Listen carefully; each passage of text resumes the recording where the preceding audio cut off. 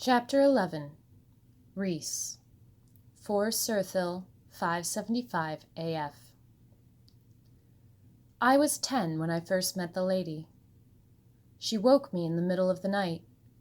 The room was dim, lit only by the weak moonlight filtering through the window, and yet I could still see that she was beautiful, radiant and resplendent even in the shadow. Her eyes were large and lovely as she raised a slim finger to her lips to keep me from speaking, then rose and walked silently from the room.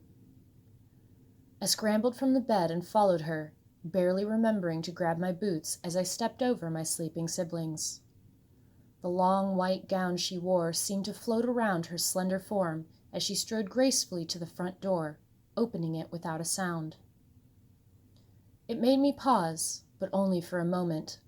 How strange that she opened it so quietly when it normally squeaked like a large, frightened mouse.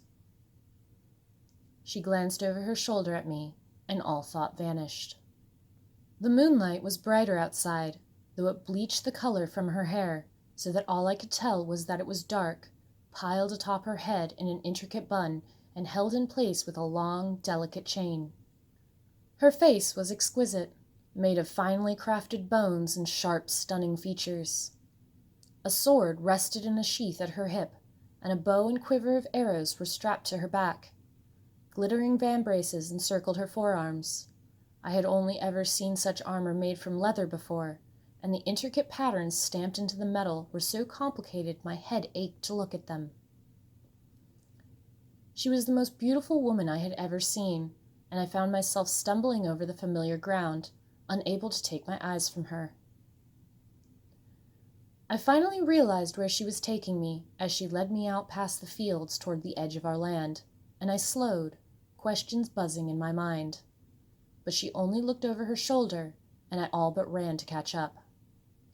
To call it a pond was generous, as it was only a few feet wide and maybe a foot deep, but it was secluded, cut off from the rest of the farm by a fence of scrubby pines, and so it was my favorite place to be alone, when the misery of home grew too much and I needed to escape.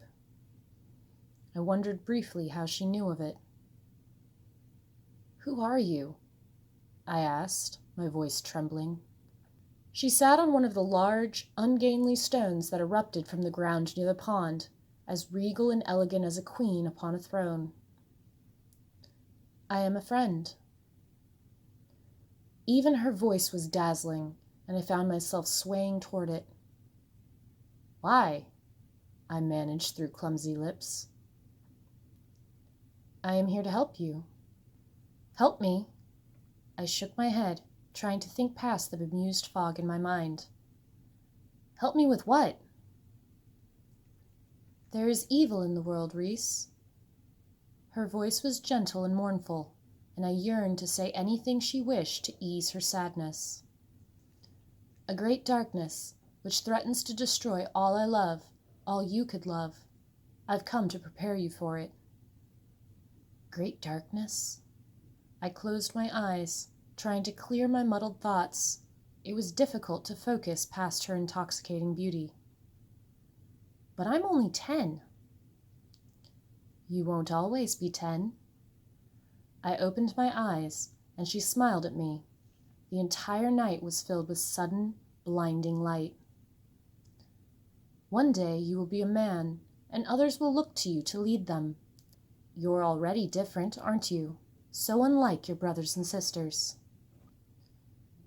I thought of blue flames and swallowed in abrupt fear, retreating a step away from her. "How do you know that?" "I know many things." Her eyes gleamed in the moonlight, seeing far too much. She held out a hand to me, offering. "And I will teach them all to you." I stared at her, torn between the prudent fear that urged me back toward my bed and my curious desire to throw myself at her feet in rapture. I bit my cheek in indecision. "Who are you, really?" "I have told you. I am a friend." "But what is your name?" I insisted. "I suppose, if you must call me a name, you may call me Lady."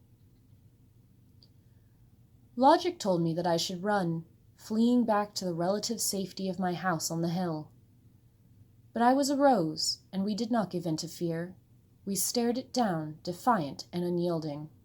If the others could face the terror that reigned over our lives without flinching, then surely I could handle this woman, no matter how beautiful she was.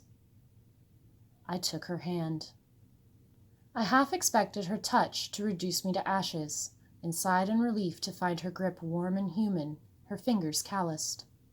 She laughed at my expression, and I blushed a little for my thoughts. She released my hand and pulled the bow and quiver from her shoulders, handing them to me. The wood felt smooth and firm beneath my fingers, and I grinned as I gripped it, feeling somehow stronger than I ever had before. She taught me how to string it and draw it back, the muscles in my arms straining, aiming for a tree maybe 20 paces away.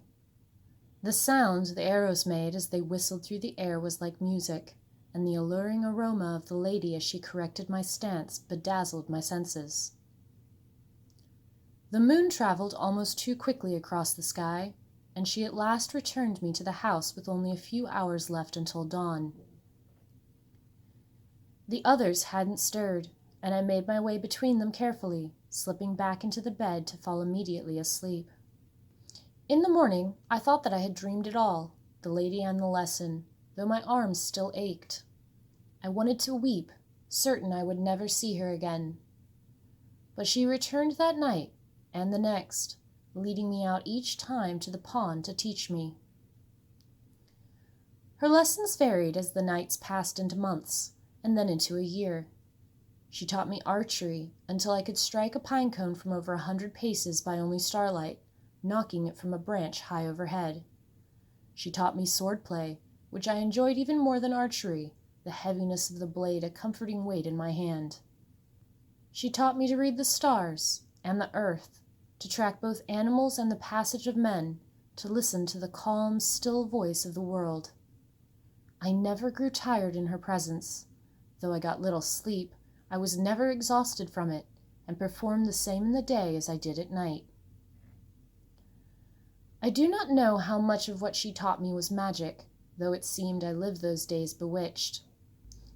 I do know that she was always beautiful, and she always dazzled me, no matter how often I saw her face. She spoke to me often of great darkness, but there were no shadows when I was with her, only light. And I could not help but love her for it.